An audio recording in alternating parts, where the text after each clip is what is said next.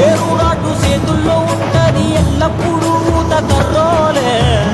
Sound box మోగుతూ ఉంటది జాతరలో కొత్త మైకోలే.